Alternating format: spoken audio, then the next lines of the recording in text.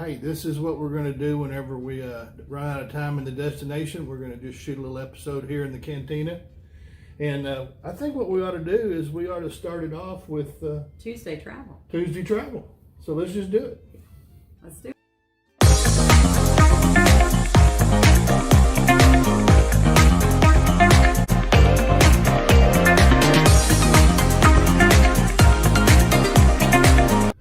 Well, welcome back to another episode of Tuesday Travel. We are going to do things a little bit different today. We're going to talk about some things that we know are of interest to you all in travel.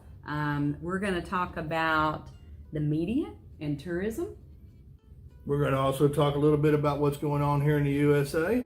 We're going to talk about the airlines and what's going on with them. And then last but not least, we're going to talk about what's going on with the hotels down in Mexico and Caribbean. There's a lot going on these days. Oh my gosh, with COVID, it changes by the day. And so we thought, it's been a while since we've put out anything about COVID. So we're going to just update everybody on how things are.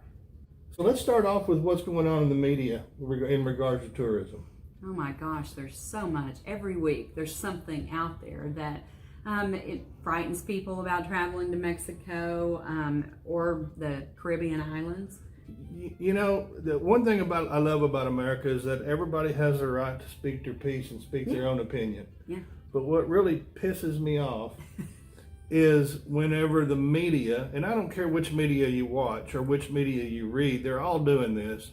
They're trying to scare the living hell out of everybody. Yeah, and so we just want to update you guys on what's going on in Mexico and in the Caribbean. Because we've been traveling. We have been traveling since June of last year. We've done upwards of 26 trips.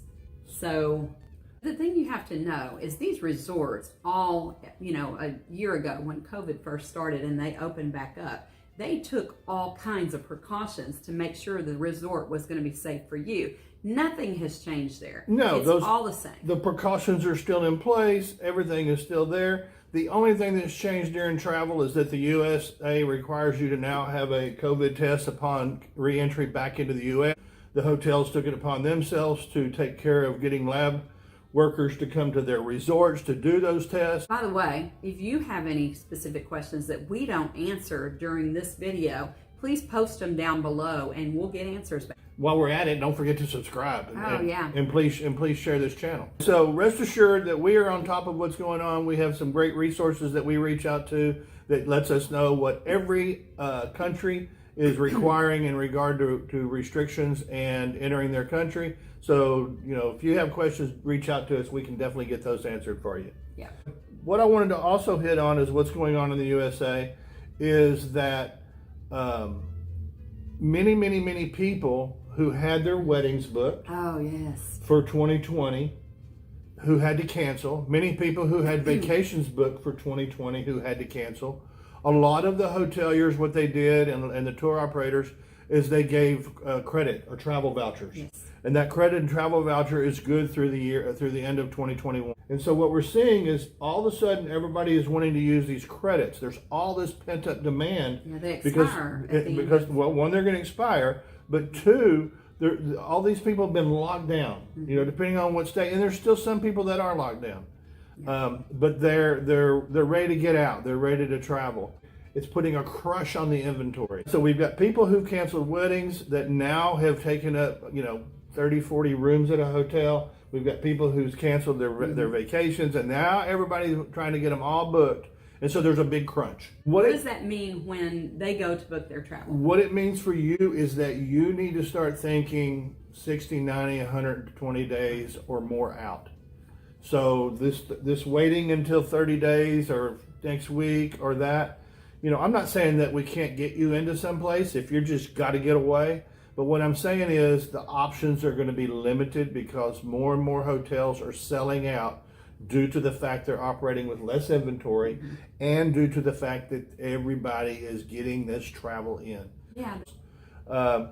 Now, if the hotels most hotels are doing no change fees, depending upon when you travel. And so but you should always consider travel insurance. You should always consider Protection. travel insurance Yeah. or travel protection. Right. Because a lot of the tour operators offer travel protection. and try the difference between protection and insurance. That's for another episode. We're going to segue into the airline portion because it does kind of all go right here together. Yeah, the airlines are, I mean, if you haven't been on an airplane in a while, they are packed. And airports are full again. And customs, immigration areas are packed again. It's just like it didn't skip a beat. But the airlines have, during COVID, they cut back on flights, they cut back on employees. And what's that done to the industry? Well, it's done three things. Number one, they're trying to rehire back as fast as they can.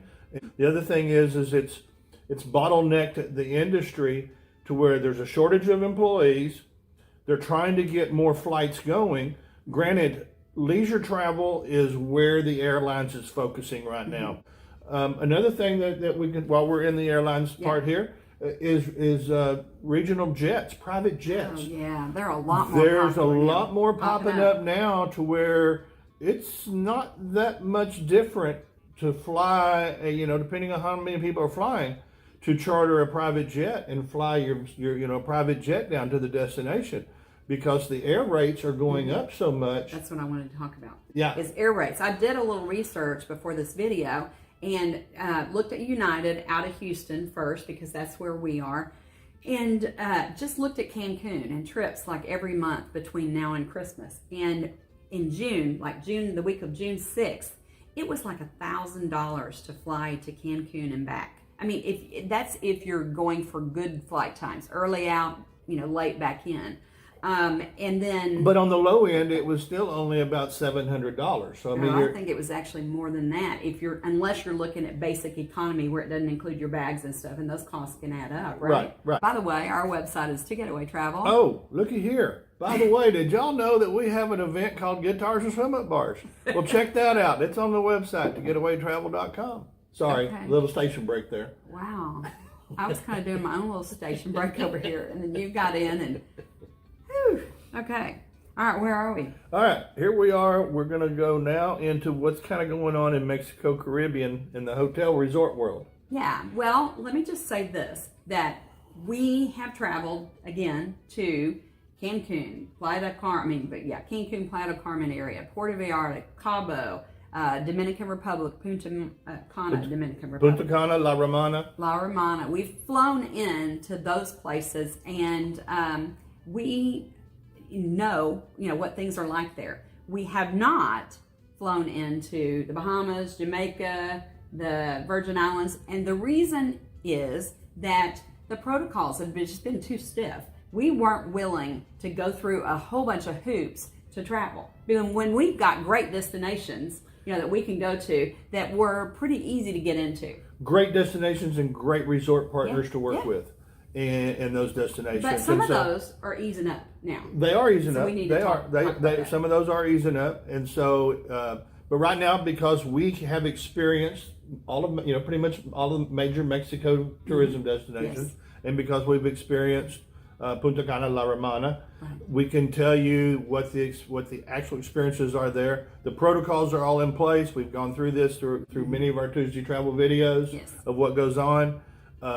The only thing that's changed throughout this COVID period is that the U.S. requires you to have an antigen test, which we talked about earlier in this episode.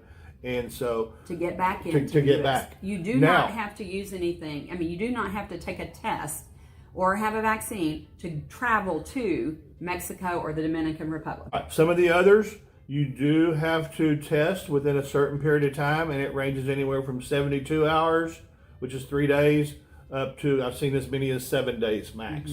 And so it just depends on which island country you're going to.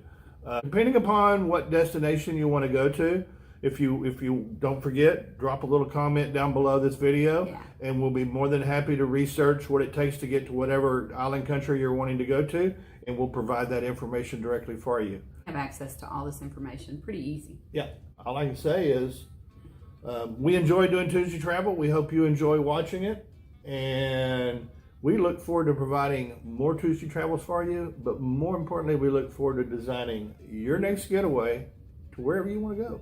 Yeah. So reach out. Yeah, please go check out our website, and please follow us on our YouTube channel, and put a comment down below. Tell us if you're liking these videos or not. That's right. And be sure and subscribe and send a subscribe invite to 5 of your best friends.